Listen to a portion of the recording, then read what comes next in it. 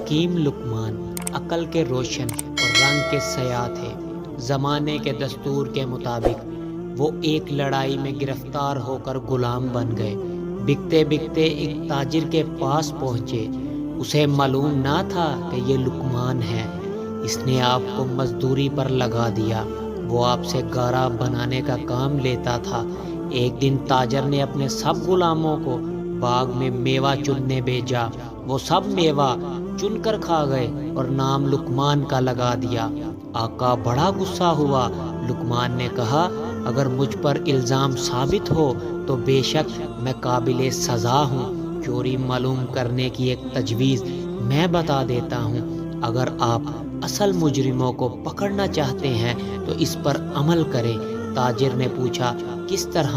حکیم لقمان نے عرض کیا، آقا پانی میں لہسن ڈال کر اسے ابالیں اور وہ ابلا ہوا گرم پانی سب کو پلا کر حکم دیجئے کہ 1 گھنٹہ باغ میں دوڑیں۔ اس طرح کہہ آئے گی اور جو کچھ کسی نے کھایا ہوگا ظاہر ہو جائے گا۔ آقا نے کہا، یہ تجویز تو آسان ہے۔ فوراً اس نے لہسن منگایا اور اس کا ابلا ہوا پانی سب کو پلا کر دوڑایا۔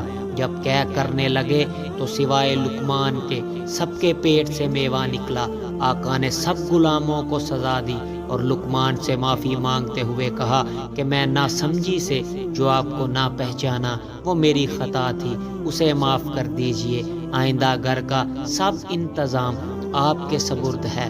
آپ سیاہ و سفید جو چاہیں کریں، میں کچھ دخل نہ دوں گا۔ جس طرح لقمان کی حکمت سے چوری چھپے پیٹ میں ڈالا ہوا میوہ ظاہر ہو گیا، اسی طرح روز جزا سب کا حلال و حرام کھایا اور کمایا ظاہر ہو جائے گا۔ ایسی مزید اچھی ویڈیو دیکھنے کے لیے ہمارے چینل کو سبسکرائب کریں۔ جزاک اللہ۔